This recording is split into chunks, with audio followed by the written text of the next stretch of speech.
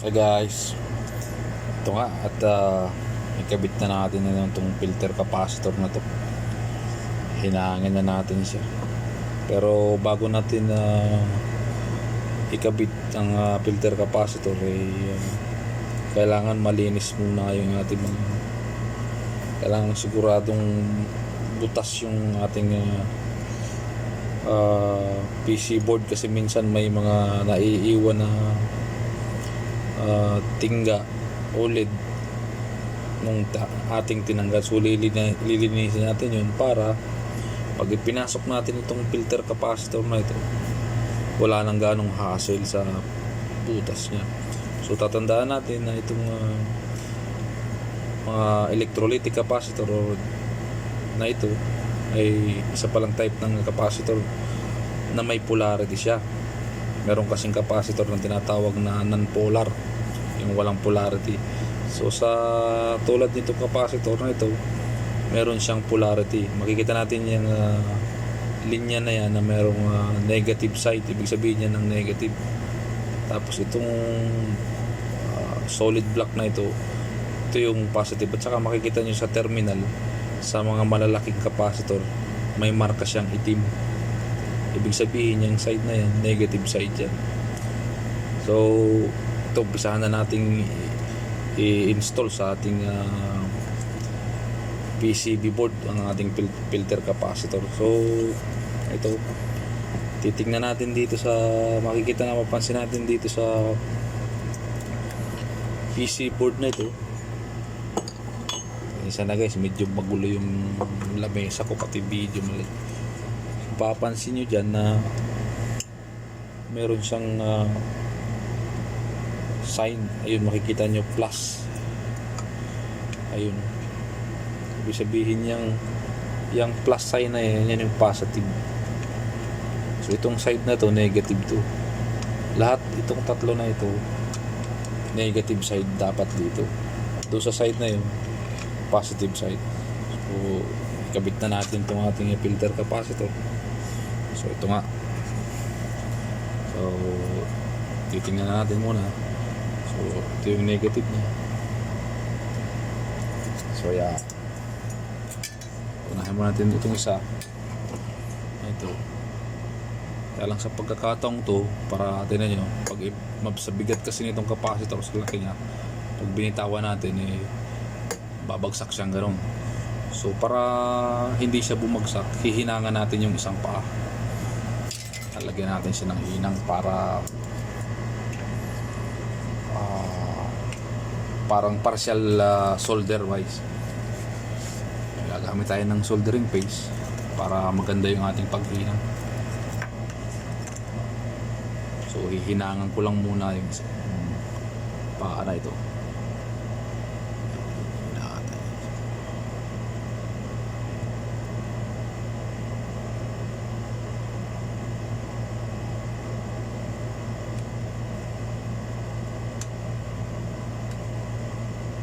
Ayan, meron na siyang guys, na papansin nyo, meron na siyang hinang. May hinang na. Ngayon, ang gagawin natin dyan, hindi yan ang proper na paghinang talaga yan. Nilagay ko lang na ganyan para hindi siya bumagsak. So para ma-straight yan, kasi may clearance siya, mapapansin nyo. Ayan guys, yung clearance niya. Hindi maganda yung gap na yan between PCB saka yung, kaya ang gagawin natin, ipipress natin to papunta doon para ididiin ba natin, saka natin ngayon hihinangin uli yung ating hininang kanina para dumikit talaga siya. Ito na guys, kasi nyo nagparallel na siya, kumbaga naka 90 degrees siya sa PCB, hindi siya nakaangat. So tutulak lang natin ganyan. So ngayon wala na siyang gap guys. So papansin nyo, yeah, wala na siya. So subukan naman natin yung ikabit itong isa, itong pangalawang filter capacitor niya. So ganun pa rin sa dati, lahat ng outside ay negative. So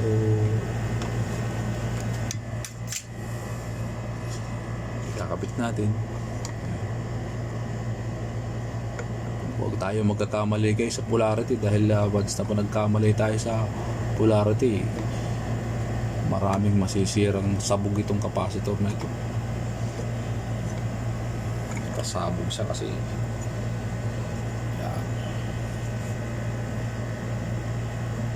Isa ikabit na rin natin. Isa be careful lang tayo sa polarity. Pag ganitong mga electrolytic may polarity siya, okay lang kung non-polar yan, capacitor, walang problema kahit magkabaliktad. So, hinangin uli natin katulad ng dati, yung isang side lang muna niya para lang kumapit siya.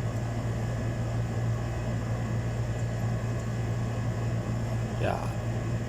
Kaya pala tayo gumagamit ng paste guys, para maganda yung ating hinang, makintab, malinis. So ganun din, ipipress ko ulit para lumapat. So nakalapat na siya niyan. Nakalapat na siya.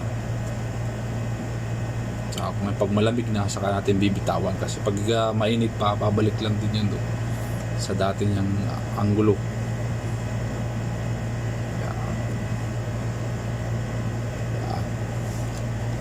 Wala problema kahit ulitin natin yan hanggang sa mga i-align natin. Yeah. Kapag nakaganyan na guys, meron na tayo, pwede na nating itihaya yung ating board para medyo komportable tayo sa paghinang. Ayan, itihaya na yung board natin para tayo komportable maghinang.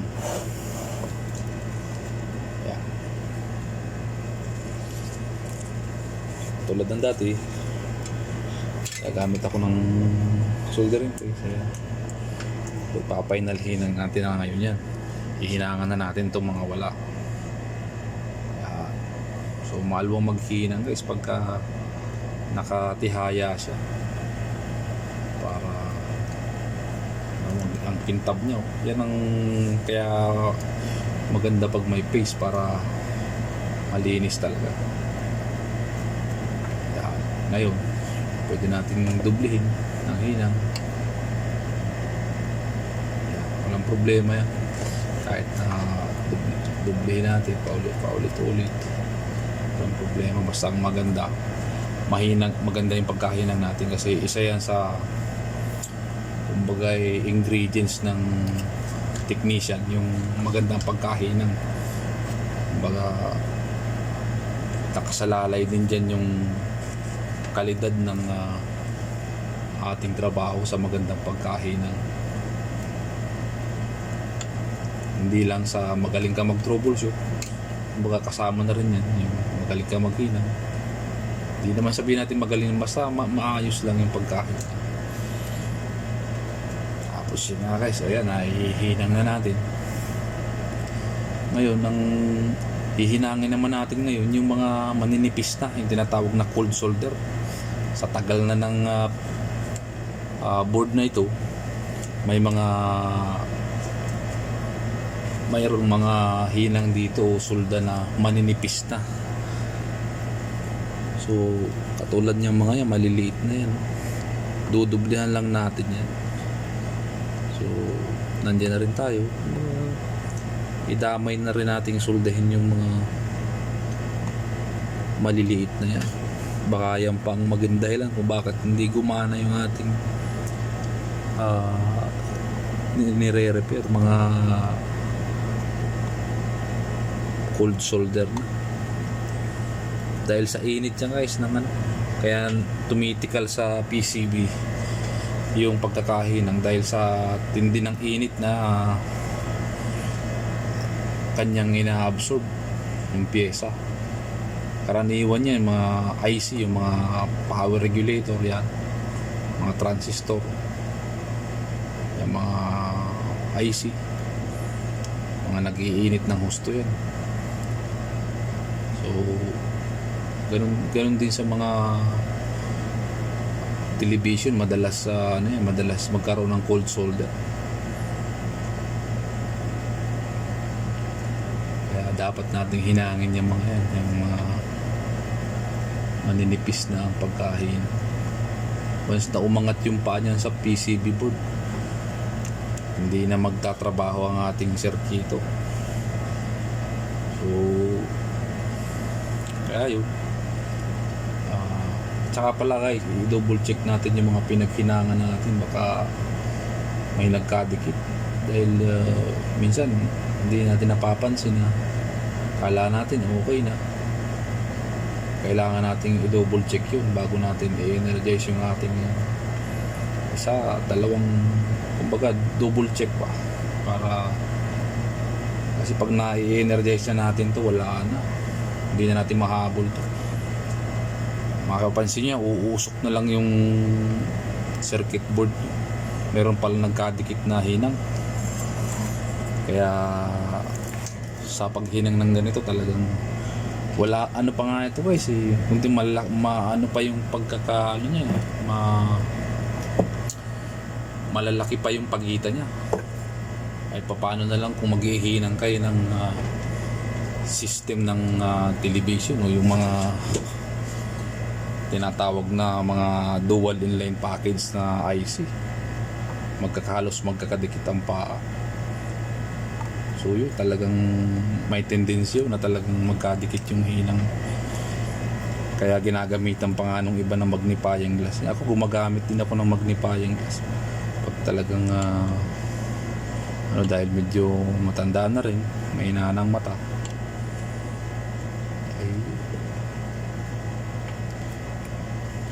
Kaya yung tips na yun guys, ano yun, sa mga nagsisimulang technician, sana mag-ingat po tayo sa paghihinang. Imbis na maging pera, magiging bato pa, uusok yung ginagawa natin. So tips ko po yun, para ilang beses na rin nangyari sa akin guys, kaya sineshare ko lang yung mga experience ko na gano'n, na hindi pala dapat kampante sa paghihinang. Kailangan talagang i-double check o triple check natin yung ating hininang, dahil nga may posibilidad na magkadikit. So eto, medyo yung mga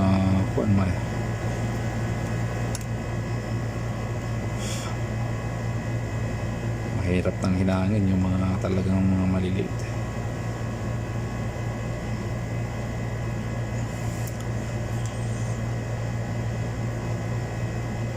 Tapos pag naghinang pala tayo guys, o sa mga beginners pala, no, na mga nag-uumpisa pa lang sa larangan ng paghihinang o pagre-repair, kung meron kayong budget guys, na bumili kayo ng medyo quality na panghinang, kunin nyo yung GOOT GOOT, made in Japan yun. Medyo maganda-gandang ang kalidad nun talagang. Kasi kung pag beginners tayo, dahil lahat naman tayo nagdaan sa beginners, nanginginig yung kamay natin. So ngayon, kung pangit na yung nabili natin na pangsulda, tapos nanginginig pa yung kamay natin, hindi didikit yun guys. Tapos yung tingga natin gagamitin, pumili tayo ng medyo may kalidad din. Tapos wag natin kalimutan hindi gumamit ng paste, dahil maganda ang paste, dahil talaga nagpapadikit talaga yan ng mga hininang. Tsaka yun nga, mas mabilis kayong talagang masasanay kung maganda yung gamit ninyo na gagamitin sa paghihinang. Hanggat maaari malinis yung inyong hihinangan. Yun ang unang-unang criteria ng ganda ng hinang, malinis yung paghihinangan. Kumbaga makintab.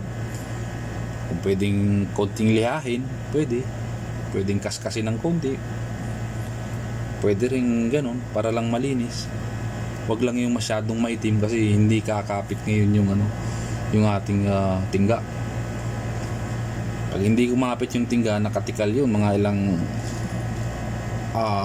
panahon lang wala na, magiging cold shoulder na yun, kaya masisira, magiging back job pa niyo yun. So para maganda talagang, kung meron tayong budget, medyo magandang klase na ang bili natin, pang matagalan, may kalidad, tsaka mahahasa talaga kayo guys na maghinang, kasi mawawalan kayo ng kumpiyansa, hinang kayo ng hinang, ayaw dumikit, bakit ganito ba, ba't ayaw dumikit, mapangit pala yung panghinang na ginagamit. Kaya ako trusted ko na tong gut na to, tong panghinang na ito. Hindi ako bumibili ng iba, kahit sa suction pump, ayan, gut din niya guys, so, ginagamit. Doon pala sa dulo niyan, dati nung yung kasi sa mga sirang television, sa plyback, doon sa pinakang tainga ng plyback, pag sira na yung plyback, ginugupit namin yun, nilalagay namin dito, kasi ang purpose nun, hindi kasi nasusunog yun eh. Tingnan nyo ito, walang rubber, pag nagtanggal kayo ng ano, itong tip nito didikit dun, masusunog ngayon yung dulo. So yung rubber na yun, maganda yun, yung ginagamit sa plyback, yung mga sirang plyback, ginugupit namin yun. Ngayon lang, wala lang kasi akong makuhang rubber na ganun sa ngayon dito. So siguro pagka nakakita ako ng sirang television at sira na yung plyback, kukunin ko ngayon yung rubber na yun, kasi protection yun dito sa pinakang nozzle ng suction pump natin. So magtatagal ngayon ang buhay ng ating suction pump pagka gano'n. Ngayon may tendency kasi ito, pagka walang rubber, magsasara yung pinakang nozzle niya, kasi masusunog nitong tip na to, mainit eh. So yun pala guys, isa pang isang magandang tip para sa mga beginners nating kapwa ko technician.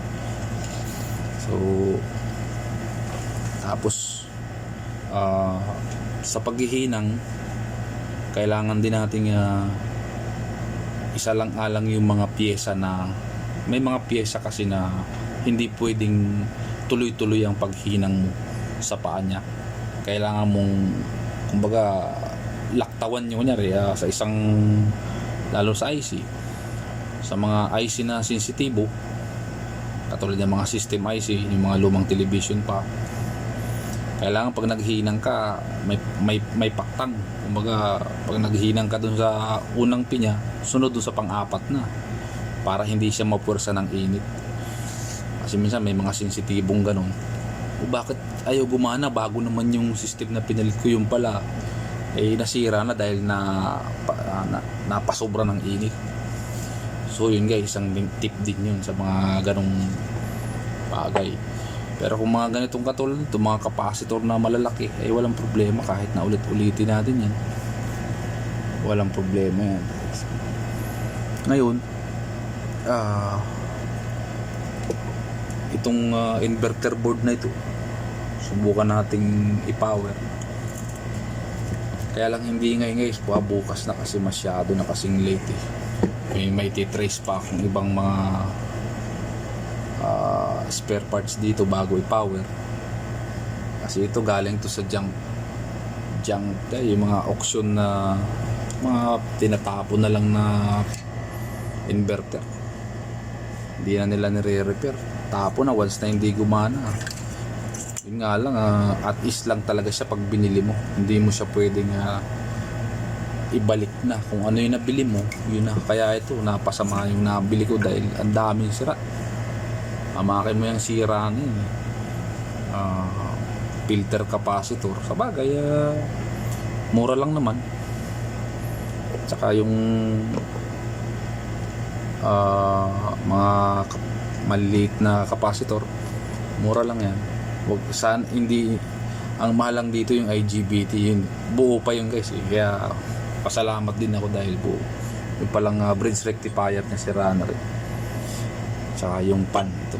Bali bukas ko na aasimbulin tong mga to kasi late na masyado, mag 12 na ng gabi. So kailangan din nating medyo magpahinga. Salamat ng marami guys, at sana may natutunan kayo sa video ito, lalo na sa pagsulda. At sa mga susunod na video, magbibigay pa rin ako ng mga konting tips para lang kung ano lang ang nalalaman ko, ma-share ko sa inyo. Ngayon kung merong mga talagang mas magagandang idea, welcome po kayong mag-comment sa comment section. Wala pong problema para ma-improve natin ng ating pagre-repair. Kung meron po kayong mas magandang idea, paki-comment lang po ninyo para po matuto rin ako kung ano yung dapat kong gawin, ma-improve ko pa yung video na to. At maraming salamat po sa inyo, at sana mag-ingat po kayo ngayong panahon ng COVID. Para hindi po tayo magkasakit, medyo talagang ingatan din natin ang ating sarili. Ayan, nakakabit ko lang itong lock ng heatsink para wala nang po, kasi susubukan nating power sakaling sana gumana, walang maging problema, para tagumpay tayo sa ating pagre-repair. Sa susunod na video naman guys, pipicture ko yung sa mga beginners lang to guys, yung magagaling hindi na po applicable ito. Sa mga beginners lang na nagsisimula pa lang sa pag-repair, yung paghihinang, tuturo ko po kung paano tamang paghihinang, paano tamang paggamit ng soldering, paano ingatan yung mga tools, yung ating mga multimeter, maintenance, ang sa gayon magamit pa natin ng matagal. So salamat po ng marami, paki-like lang po at paki-subscribe na rin, at mabuhay po tayong lahat, at God bless always po.